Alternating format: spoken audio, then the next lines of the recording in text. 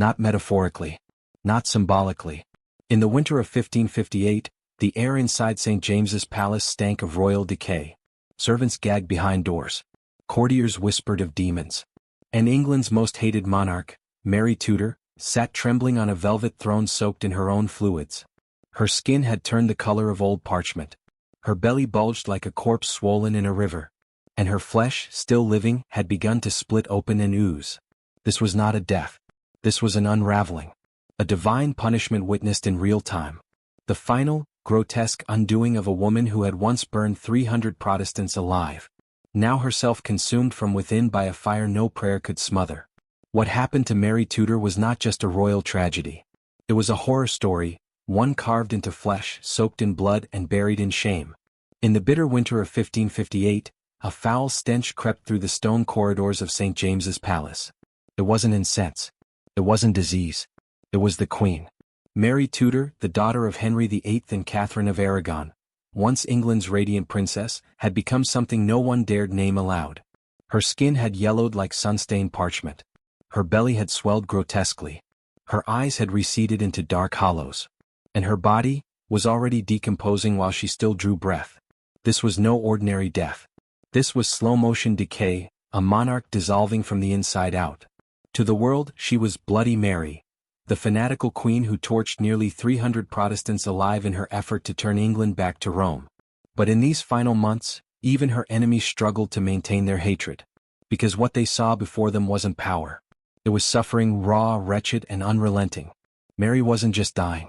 She was being consumed by the very thing she once used to control others: fear.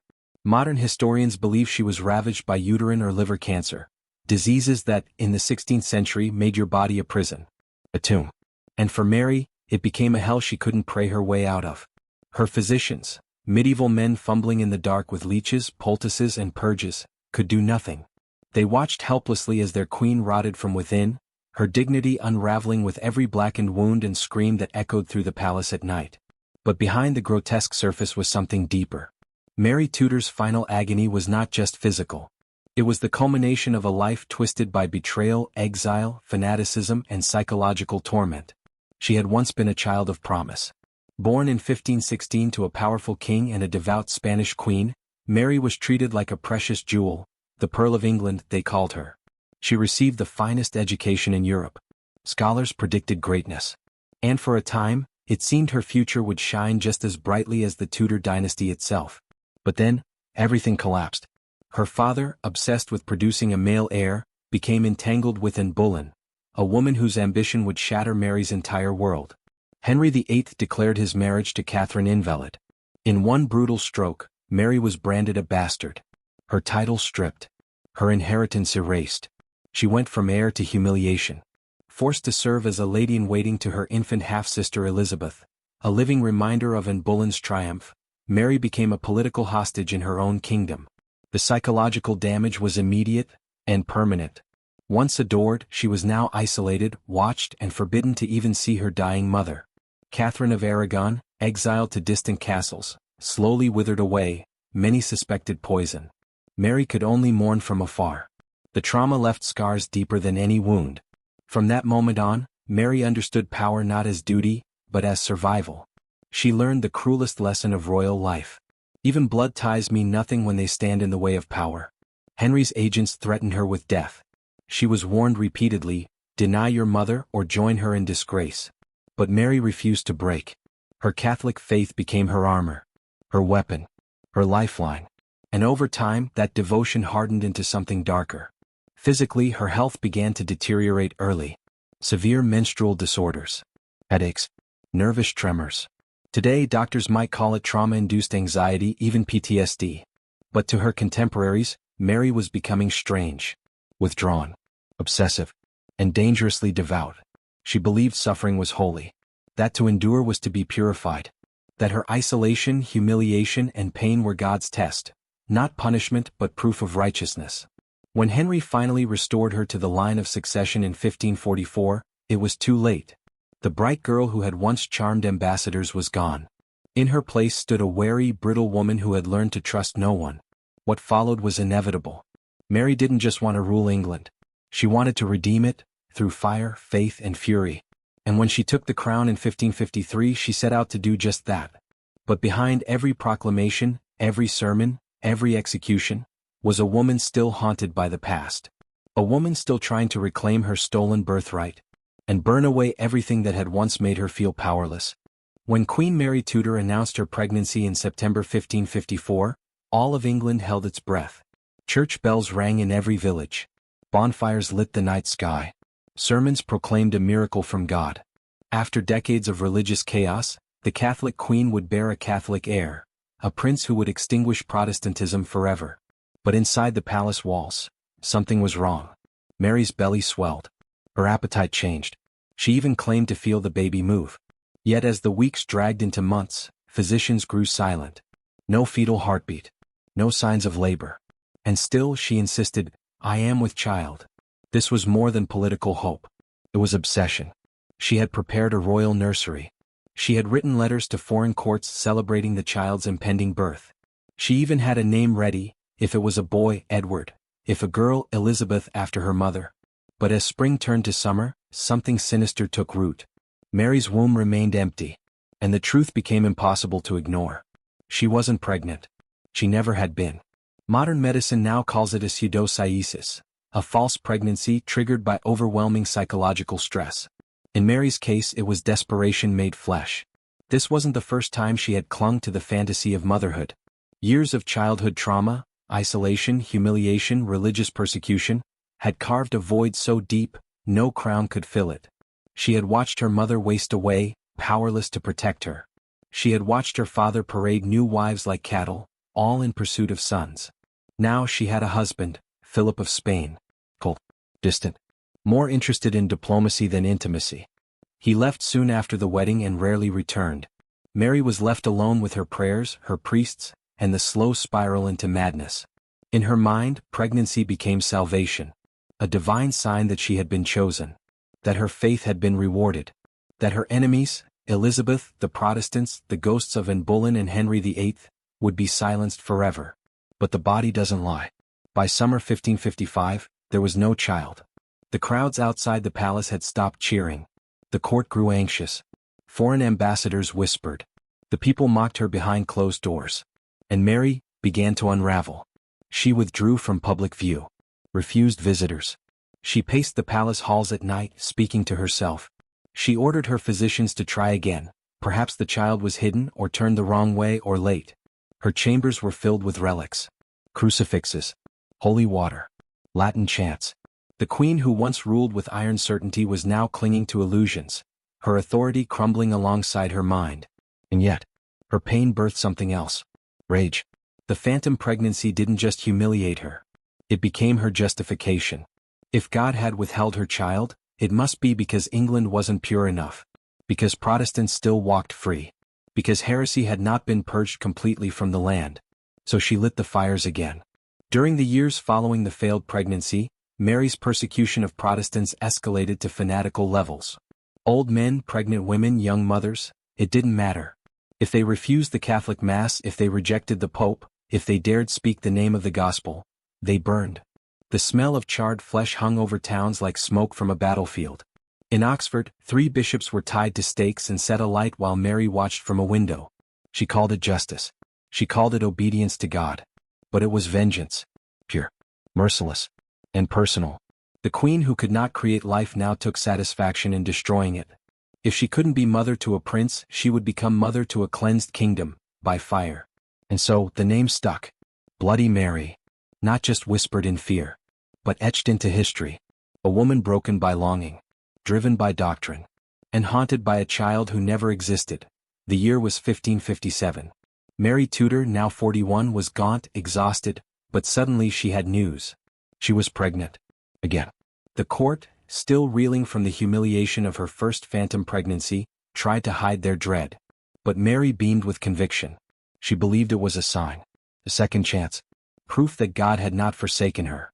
But behind the smiles and rehearsed congratulations, no one was fooled. Her belly swelled, but the signs didn't add up. There was no quickening, no flutter of life. Just pressure. Pain. A grotesque distension. Something was growing inside her, but it was no child. This was not life.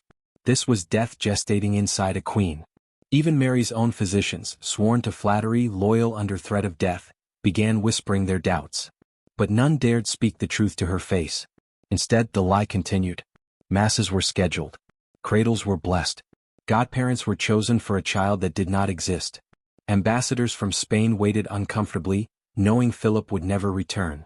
And Mary? She prayed harder. She punished more. If the Lord delayed his blessing, it was because England still harbored heresy. So she ordered more burnings, more fire, more screams, more souls sent to judgment. What began as political suppression became ritual sacrifice. Over 280 men, women, and children, their only crime, praying in English, rejecting the Mass, questioning the Pope.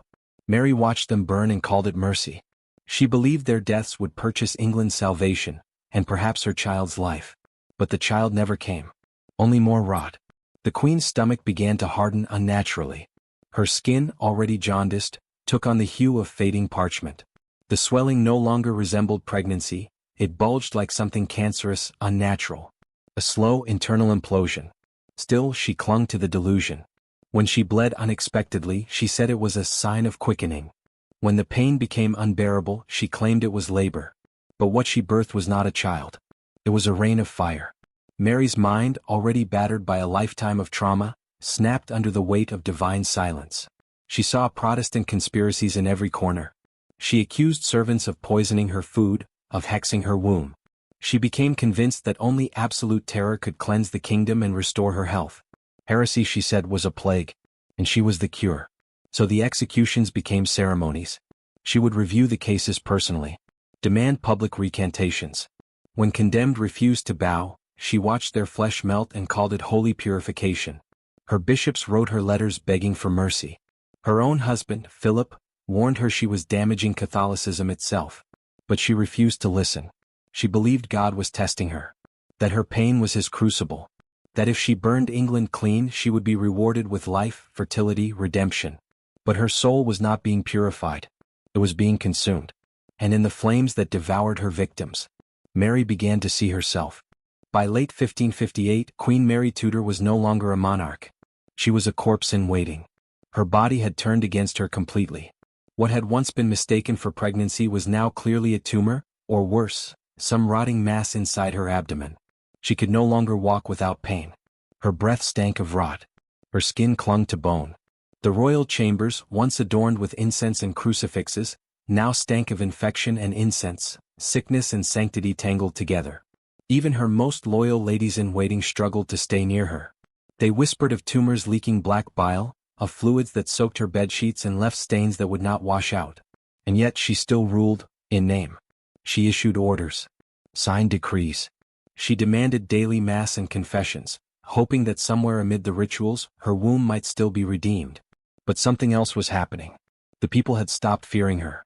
Where once crowds had bowed in reverence, now they muttered in corners. Where once Protestants hid in terror, now they printed tracts and smuggled Bibles. Mary's fires had burned hundreds, but they had ignited a movement. England was no longer terrified. It was merely waiting. Waiting for her to die.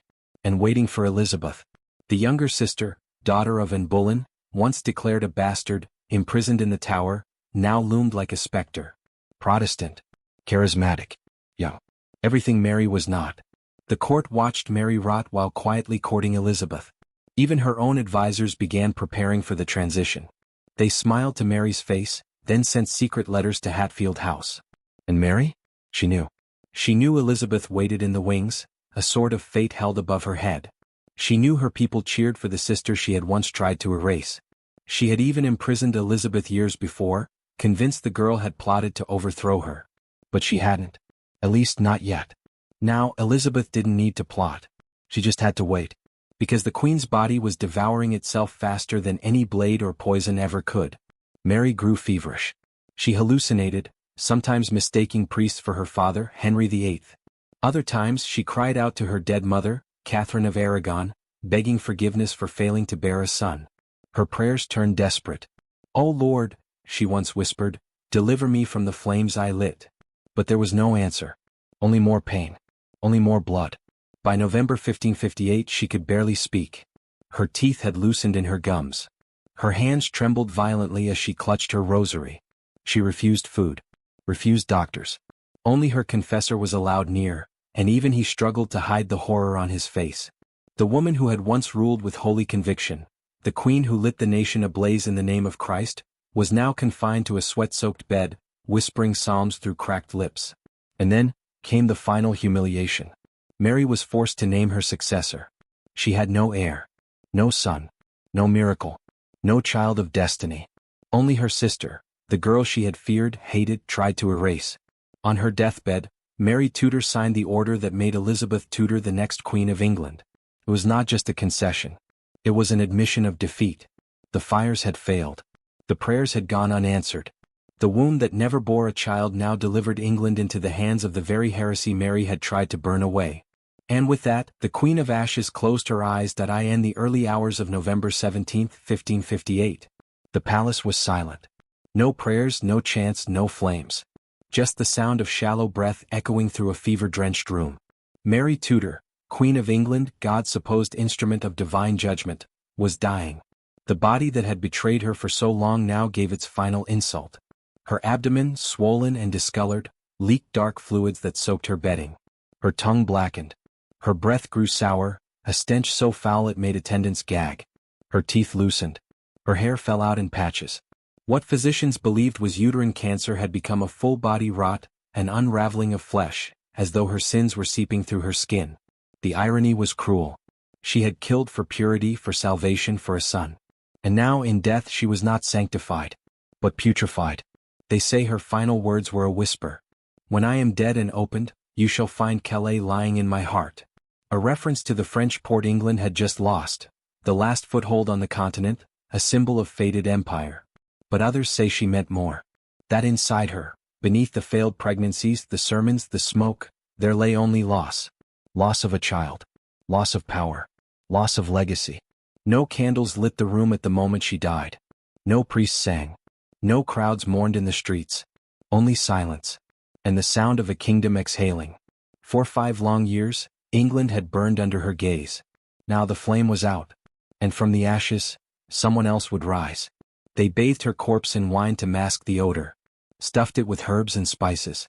Draped her in velvets and gold, trying to hide what the kingdom already knew. God had not smiled on Mary Tudor. She was buried beneath Westminster Abbey with the title Mary, Queen of England. No mention of Philip, no heir, no legacy.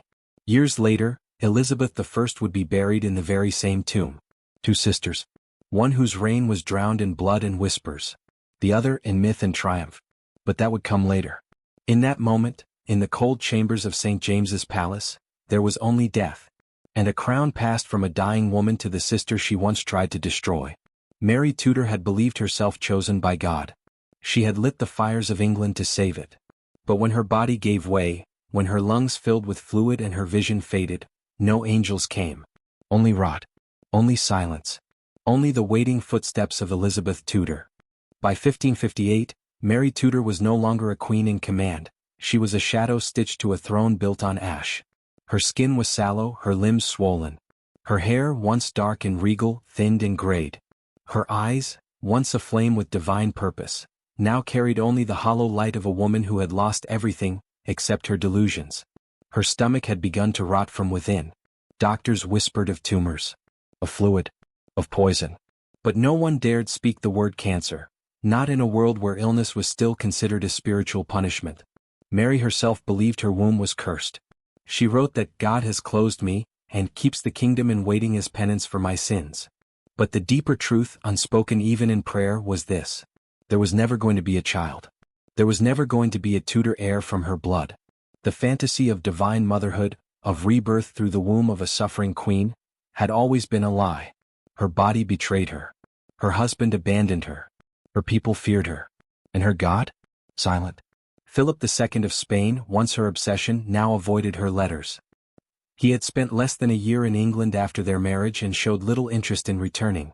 He had gotten what he needed, an alliance, a war, and the thin hope of an heir, and now he moved on. Mary, heartbroken and humiliated, clung to his portraits. She kissed them, spoke to them, slept with his letters under her pillow. And all the while, England slipped further from her grasp. The war against France, encouraged by Philip, had been a disaster. In 1558 the English lost Calais, their last remaining territory on the continent. It was a humiliation so great that Mary on her deathbed is said to have whispered, "When I am dead and opened, you shall find Calais lying in my heart." That loss wasn't just political. It was psychological. A final, cruel confirmation that everything she touched decayed. Her marriages, her kingdom, her pregnancies, and now even the remnants of her nation's former glory. The people no longer mourned her sadness. They resented her presence. Grain prices soared. The burnings had left cities littered with charred memories and grieving families. England, once poised to be a Catholic bastion, was crumbling into discontent. And in the shadows Elizabeth, Mary's Protestant half-sister, waited. Mary had always seen Elizabeth as a threat, the living embodiment of Anne Boleyn's legacy. She had imprisoned her in the Tower, interrogated her, watched her like a hawk. But Elizabeth was clever. She never gave Mary reason to strike the final blow. She smiled. She submitted. She survived. Now, as Mary's body failed, Elizabeth's presence loomed larger. Courtiers began to shift allegiances. Bishops hesitated to follow Mary's orders. The question no longer was if Mary would die, but when and what would rise in her place. In her final weeks, Mary became more of a relic than a ruler. She rarely left her bed. The room stank of sickness. Pus oozed from her legs. Her voice cracked when she spoke, if she spoke at all. She could no longer keep food down. Her confessor visited daily. She took communion with trembling hands. And still, she insisted the child would come. Her ladies-in-waiting humored her. So did the physicians. No one dared correct the queen. Not even as she bled through her sheets, raving about judgment and mercy, fire and salvation. But privately, preparations were already underway for her death. The guards outside her chambers were doubled. Messengers rode back and forth between London and Elizabeth's estate at Hatfield. The council began drafting transition plans. And in hushed voices, they all said what Mary herself could not bear to believe. The age of Bloody Mary was ending. Finally, on November 17, 1558, just before dawn, Mary Tudor exhaled her last tortured breath. Some say she wept as she died. Others say she called for Philip. A few claim she went in silence, staring at the ceiling with the look of someone finally realizing that God had not come. She was 42 years old. There was no great mourning. The streets did not flood with weeping crowds. There were no mass ceremonies. In fact, there was relief. Quiet, cautious relief. London exhaled. The woman who had promised salvation had delivered only flame and fear. Mary Tudor had been born to rule, trained to believe she was chosen by God, molded by pain and shame to believe that suffering gave her righteousness.